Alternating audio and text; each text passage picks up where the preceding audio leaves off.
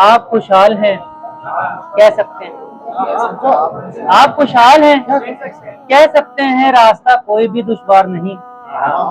آپ خوشحال ہیں کہہ سکتے ہیں، راستہ کوئی بھی دشوار نہیں۔ آپ کی خام خیالی ہے یہ زندگی اتنی بھی گلزار نہیں۔ ایک نظم ہے کہ بچپن کے حوالے سے نظم ہے، مذاق نظم۔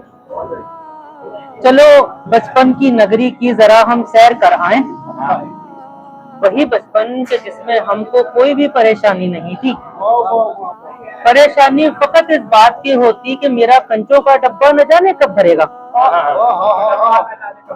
میرے ماموں نے جدہ سے کھلونے بھیجے ہیں، میرے کہیں وہ گم نہ ہو جائیں۔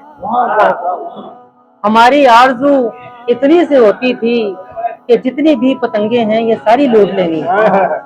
میرا لٹو بڑی ہی دیر تک گھومے گا اور میں جیت جاؤں گا۔ اگر میں چاچو کی شادی میں شہبالا بنا تو نوٹوں کا ایک ہار میرے بھی گلے میں ڈالا جائے گا۔ ہماری فکر کا محور یہی ہوتا کہ 14 اگست سے پہلے کہیں بارش نہ ہو جائے، اگر ایسا ہوا تو جھنڈیاں سب بھیگ جائیں گی۔ یہی وہ وقت تھا جب جشن آزادی منانے کا بھی اپنا ہی مزہ تھا۔ ہماری فکر کا محور یہی ہوتا بھلا اس عید پر عیدی ہمیں کتنی ملے گی، چلو اتنی ہی مل جائے میں بس ایک سائیکل لے لوں۔ ہماری فکر کا محور یہی ہوتا بھلا اس عید پر عیدی ہمیں کتنی ملے گی، چلو اتنی ہی مل جائے میں بس ایک سائیکل لے لوں۔ یہی وہ وقت تھا جب عید ہم کو عید لگتی تھی، محبت عشق کی باتوں سے ہم نہ آشنا تھے جب۔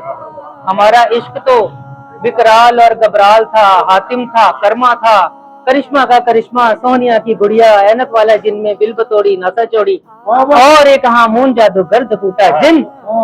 کہاں سے لاؤں میں وہ دن ابھی تک یاد ہے مجھ کو، میرے کھانے کے ڈبے میں میری امی کے ہاتھوں کے بنے تازہ پراٹھوں میں رکھا گوبھی کا سالن میرے بستے کو بہت مہکا رہا تھا، یہ دل للچا رہا تھا۔